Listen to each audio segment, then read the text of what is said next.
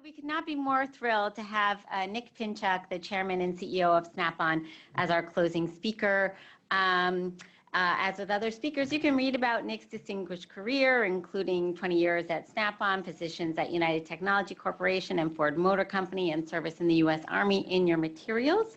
But what I want to say about Nick is that we at the Economic Opportunities Program have had the extraordinary privilege of seeing Nick's passion for skills training and connecting people to opportunity firsthand.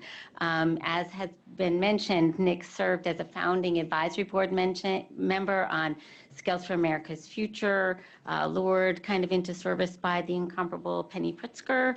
And when she became Commerce Secretary Pritzker, Nick stepped up and really, on the condition that Eva serve as vice chair, agreed to become chair of Skills for America's Future, and we remain extremely grateful for his service.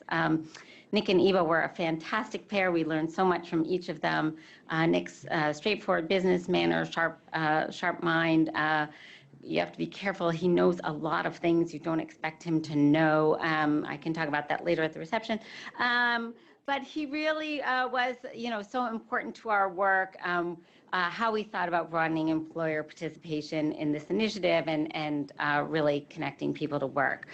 So as you've heard, Skills for America's Future evolved to become an on-the-ground effort, but we're really thrilled that Nick has remained a supporter and friend of the Aspen Institute. He continues to be a trusted advisor to us and champion of skills.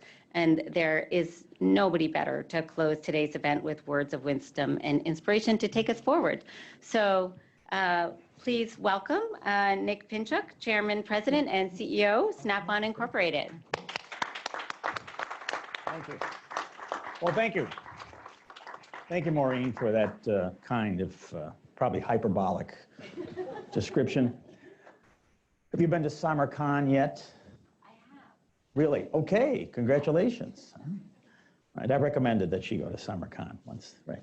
Look, it's great to see you, Eva. I'm happy to be here with Eva Sage Gavin, one of my friends and former colleagues. It's a great pleasure. I stand here actually representing, I think, the people of the garages. We call on garages every week. Thank you very much. It's probably the only applause I'll get this year. Right. The people of the garages and the people of the factories. Snap-on is a company of those people. I spent last week in the Milwaukee plant and the week before that in Shanghai and then on the factory floor. And we spend our time in garages around this country with the working men and women and in factories around this country in places like Louisville and Algona, Iowa. And I thought it would be appropriate that I put in perspective what you're doing. Because what you see when you talk to those people, you realize that America's power comes from jobs. It proceeds from jobs. And we are in a global competition for jobs. And the greatest thing we can do to arm our American people, the American worker, is to give them upskilling. As Maureen once said, I think it's become a word in the American vocabulary, and it's important. And so I'm here to tell you that upskilling the American workforce is the seminal issue of our time. What you do has never been more important. You can believe that or not, but I can tell you I hear it echoed through the garages and the factories of this country, and I can see it written across the pages of the financial papers.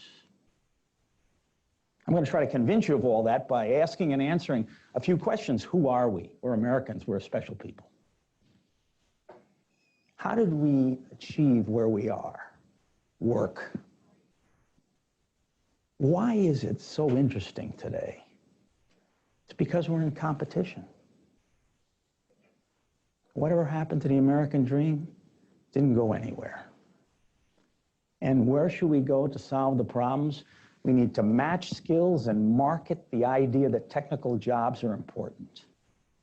I'm from Snap-on. I'd like to talk about our company. Anytime I talk, I want to give a little commercial. And Snap-on actually comes to this issue very easily. We were founded, this is our 100th year. I'm really excited about that too, because I get to preside over that. It's the 100th year, 1920. Auto industry was just starting, and a guy gets an idea. He's going to revolutionize tools. He takes 5 handles of different dimensions, different configurations, puts them together with 10 sockets of different dimensions and fashions them so they snap on interchangeably. It was an innovation that revolutionized tool sets all over this country, but he did something else that's important to this audience. He told his salesman to go into the garages and lay those 5 handles and 10 sockets out on green felt, as if they were as precious as surgeons' knives, implying that if the mechanic used these tools, he would declare to the world that he was doing something special, perhaps as special as a surgeon. And the idea that the snap-on tools are the outward sign of pride and dignity of working men and women has echoed down through these decades. In fact, this is our 100th anniversary, and we are saying that we celebrate the makers and the fixers of America. That's our tagline for the 100th anniversary, and it's true. We touch workers more than 50 million times a year. Literally touch them. How many manufacturing companies do that? I'm not talking about factory workers, I'm talking about people who actually perform things in the field. That's snap-ons. That's why we come to this. I'm kind of nervous. Last time I did this is a very academically recognized group. Everybody here has a lot of degrees, and last time I was at an academic group like this, it was a college graduation. Really, it's kind of like that. I was kind of nervous. And so, but this is what made me nervous. When I went to that graduation, I spoke, and then after I finished speaking, the faculty that was attending rose en masse and by acclamation awarded me an honorary degree. Master of Anesthesiology. Apparently I had sedated the audience in record time. I'll try not to do that today. Look, think about this. Ask yourself the question, who are we?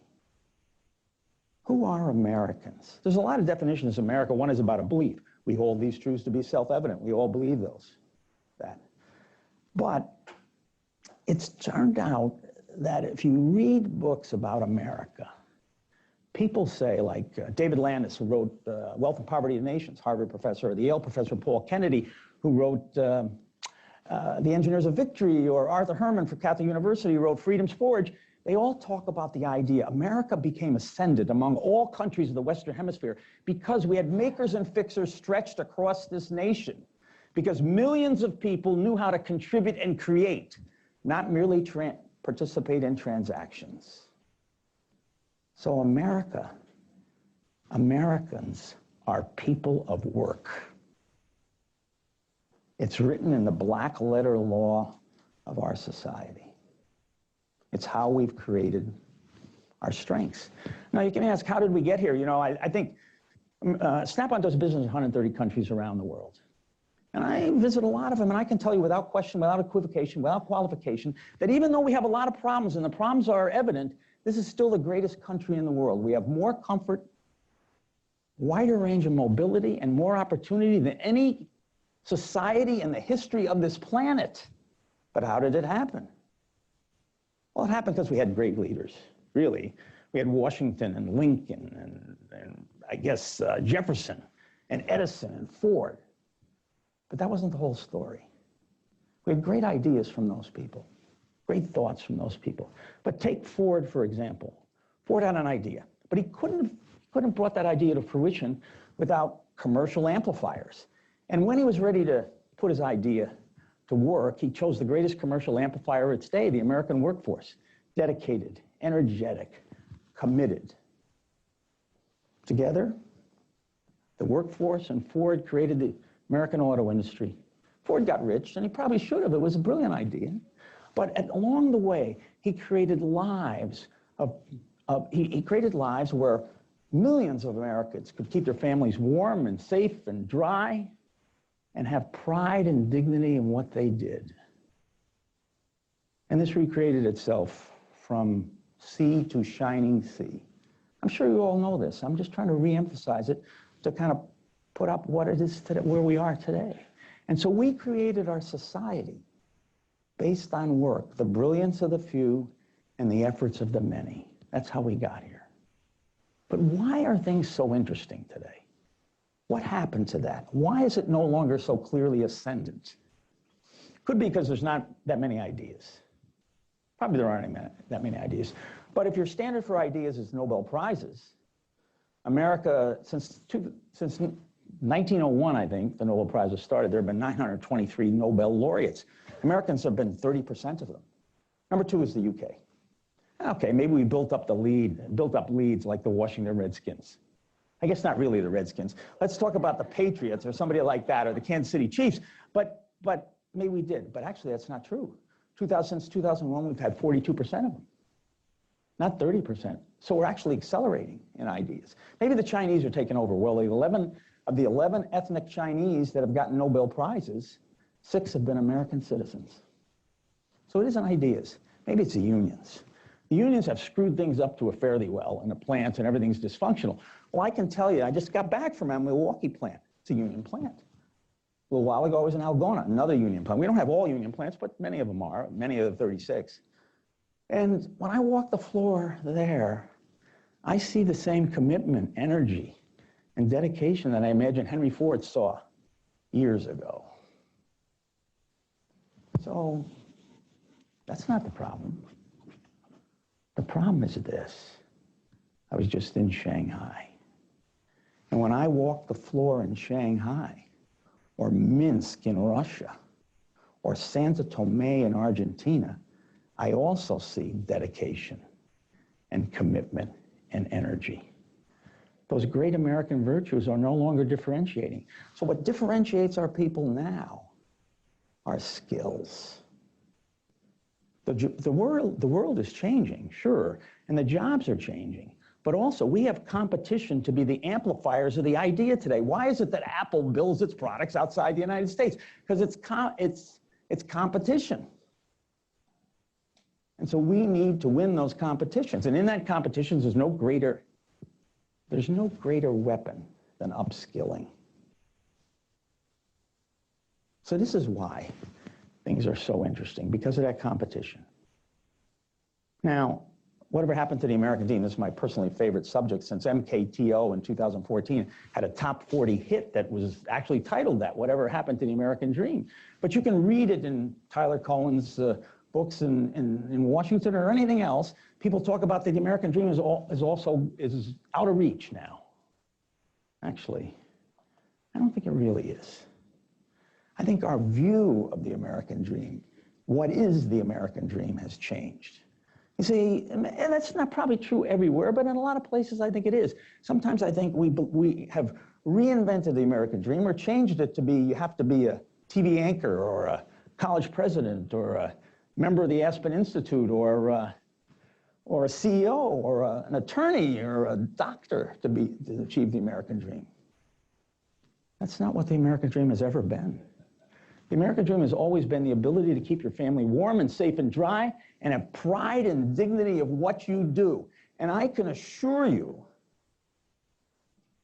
that pride and dignity and the ability to keep your families warm and safe and dry exist in the garages, the repair garages of this country, and the factories of Snap-on. Now, the thing is, though, and it's a little more complicated subject because the National Association of Manufacturers, headquartered in this town, will tell you, even today, there are 500,000 jobs in manufacturing plants that are unfilled. They're looking for these jobs. Why aren't they getting people to do them? Skills and intent. Talk about that in a minute. This is one, and they say that's going to go to 2.2 million in the next decade as manufacturing expands. So this is a problem, I think. And so we say, where do we go to fix this? And I say there are two things. If I talk to the companies, and I talk to companies all the time too, and they will say, I can't get the skills that I need. Now, if you're talking to GE, or you're talking to McDonald's, or you're talking like some of the people we talked to them a little while ago, or Snap-on, we can train our own. Every one of our plants has an activity that trains people. We just trained half the workforce in Milwaukee to upskill, to follow changes in the factory. So we do this as a matter of fact, but that's because we're big. But the National Association of Manufacturers has, in fact, they have data that says there are 278,000 manufacturing companies in America, and only 3,500 are greater than 500 employees. And those that are under 500 employees can't train their own. They're not strong enough. And so they need to go to organizations, and join with organizations like UpSkill America or go to community colleges. And what that has to do with is matching curriculum to what's needed in the factories. Snap-on helped found and is a member of the National Coalition of Certification Centers. We're aligned with 570 community colleges, and we've given certifications which determine or designate a certain level of capability to 248,000 students so far. We have 75 different types of certification. There's a bunch of other companies involved. So we need to kind of education, and workforce infrastructure, and government and business needs to come together to try to match those skills to what's needed. Sounds easy. Ain't that easy. I talked to a college president the other day. Or this is not the other day, this is a little while ago now. So I'm talking to this guy, and I says to him, kids getting a lot of jobs? He says, yeah, a lot of jobs. I said, well, how many? He said, well, we don't really measure it. You don't measure it? I said, this guy had confusion between a career and an education, And so he says, yeah, we don't really measure it. I said, why don't you measure it? He says, well, getting people a job isn't really my task. I said, oh yeah? What's your task? He says, my task is to take 18-year-olds and mature them into 22-year-olds. So I shouldn't have said this, but I couldn't control myself. And I said, I'm familiar with an organization that will do just that and pay you. I have personal experience with it. It's called the U.S. Army. And it's true, really. I mean, the thing is, if you want to be mature and go into the Army, it'll pay you. College might mature you, but it ought to be a side thing, I think. I would say anyway. And this is in the context of, if you think about it, we have these skill gaps and so on. It's in the context of the Liberty Street Economics just put out has published data which says that the average university graduate makes 1.5 million more in their lifetime than a high school graduate. Makes sense, right? Everybody would say that. But the problem with that is Eva Sage Gavin and Maureen Conway are in the number, and they skew it at the wrong level with their great compensation. But people like Warren Buffett are in the number. If you look at the bottom 25% of all college graduates, for 20 years, they have made no, and I point out, no more money than high school graduates. So why are people doing this? It's because we're not matching what we get, what's needed in industry. So that's something we really need to work on. I think it's something that I prescribe, and I think it's a challenge for business and for all of us here to try to do, to make sure that the skills are matching what's actually needed in the workplace. Everybody says, I have to say this as an aside, everybody says that AI is taking over. In fact, Yuval Noah Harari, the darling of Wall Street, didn't he write Homo Deus? Did you ever read this book? Calls the people in the middle, the people who are working in my factories, going to Iowa and so on, the soon-to-be useless class. Well, I think he's smoking Colombian. Because, yes, robots are coming, but in my lifetime, I've seen many predictions of singularities. But the procession of those singularities toward the present day, the time constants are very uncertain. And if you think that robots are replacing people, check the productivity figures over the last 10 years. They are flat, which says it ain't so.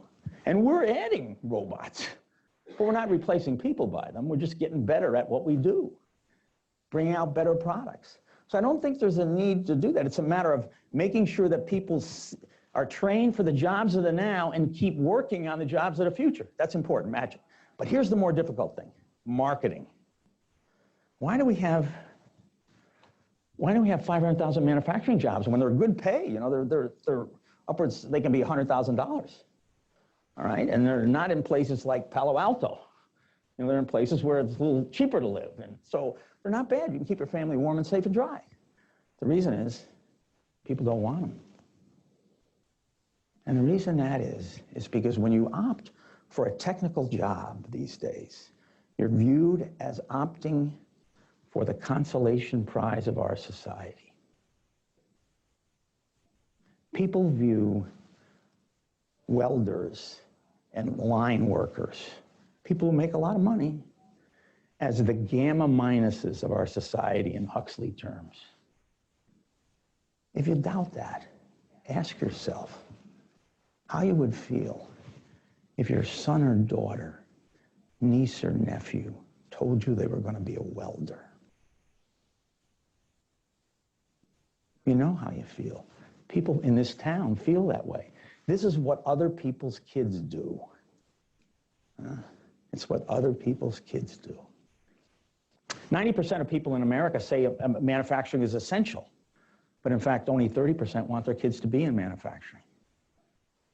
Yet these are the jobs. You know, I say this, we say this at Snap-on, the world we know, where we live, the way we move, the energies we wield, the cities we raise, the hopes we hold, and the dreams we dare are all shaped by work. In fact, work has created jobs, these technical jobs, has created the very society which is the greatest in the history of the planet. Yet we hold them in contempt, or at least dismiss them.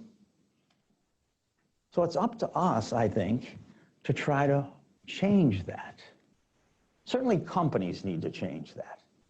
I would suggest this to you, that companies don't treat their workers the best. Maybe they do sometimes, but even in their own rhetoric, you know, the disadvantage between saying, if you're a company CEO or in a company, the disadvantage of saying that people are your most important element, your most important asset, is on occasion, you have to act like it. And if you listen to people about layoffs or restructuring, it's almost like you're doing a good thing. It's a shameful thing if you're CEO. You see, you haven't been able to, now, sometimes you have to close plants. There's no, you know, you can't just avoid everything like this. But the thing is, at some point, you have to say, these people enlisted their energy in my hands and I was unable to use it effectively. And therefore, I let them down.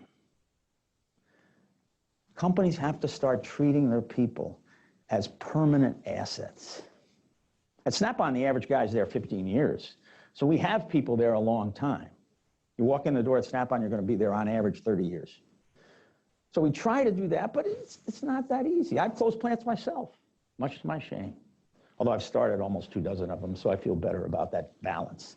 Look, so I think you need to do that. The other thing is, as individuals, especially people in education and in government, we need to keep treating these and talking about these jobs as if they're American callings. If you listen to some of the politicians in this town, some of those running for very high office, let's say, and I have no political agenda on this, but if you listen carefully, they will say, you know, college, university is crushing people with debt. And that may be true, and I have no opinion how that debt should be funded or not, or whether it should be paid off or not, but implicit in those things are, you can't have a good life without a university degree. That's so wrong. So we need to act like these are not the consolation prize. We need to speak like it, like they are the American calling. You know, they say in business that we have to walk the talk. You have to do what you say, and that's true. But even equally important is talk the walk. In American and Western literature, there's a famous quote, "For if the trumpets sound uncertain, who will prepare for war?" There's a lot of wisdom in this. So if we are involved and interested in upskilling the American worker and workforce development, we need to be certain trumpets about the importance of those jobs. It has never been more important.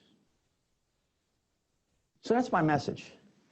This is a special time. It's an interesting time for America. You know, 5 questions. Who are we? We are the people of work. How did we get here? The brilliance of the few and the effort of the many working to create the society we hold so dear. Why is it so interesting? Because we're in a global competition for jobs and we're not winning all those competitions, but upskilling is the greatest thing we can do to arm the American workforce. You know, people say that the American workers are a question. I say the American workers are the answer. And if we upskill them, they will create prosperity forever for this country. Whatever happened to the American dream? I say it never went anywhere, We just have to make sure we give our people access to it and we talk it up. And where should we go? We need to match the education to the skills that are actually needed. So the goal of an education is a career, not necessarily just an education. And then we need to market. We need to recognize that we have a PR problem. And we need to not talk about these jobs as if they're the consolation prize or settling for something. We need to talk about the jobs as if they are truly an American calling. See, people in this town talk about, people in this town and around the country talk about the idea of allocating our prosperity more fairly, and that's appropriate. But this is a broader issue. This is an issue about maintaining prosperity and growing it. See, I see no path to ongoing growth of American prosperity without successful upskilling of our American workforce. And to do that, we need to work together to match the curriculum and train our people in the right things, the jobs of the now and the jobs of the future. And we need to be certain trumpets about how important these jobs are. We need to do this not to fix not to remedy what is wrong with America, but to emphasize and strengthen what has always been our advantage. It is, after all, who we are. Let me just finish by saying that, you know, I think Maureen said it and Jaime has said it too, is that upskilling is becoming part of the vocabulary. So whatever you do, it seems to be working. We're kind of winning the war around upskilling. And so for that, you have my congratulations. For the idea that you would come here and spend the afternoon and at this event trying to figure out how to be more effective and be more successful and broaden the upskilling effort, you have my admiration. And for inviting me to come here and allowing me to be here and enjoy this, because I always enjoy talking about American workers and upskilling, have my thanks. Thank you all and have a great day.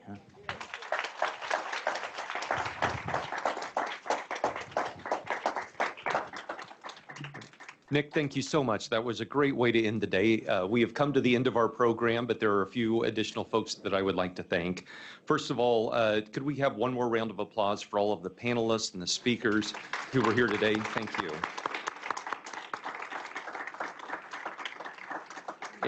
And also within the Economic Opportunities Program, there was a huge group of people who worked very hard to make this event possible. Many of them are out already trying to get things ready, but if you're part of the EOP team, could you please raise your hand? Anyone left? A few of us left? Okay, great. Folks, there we go. That's the enthusiasm I was looking for. But thank you all so much for all of the incredible hard work of what you did to make this a day possible. Thank you for everyone who participated, who attended here in person or online. And we look forward to continuing to work with you for the next 5 years to upskill America. Thank you. Thank you.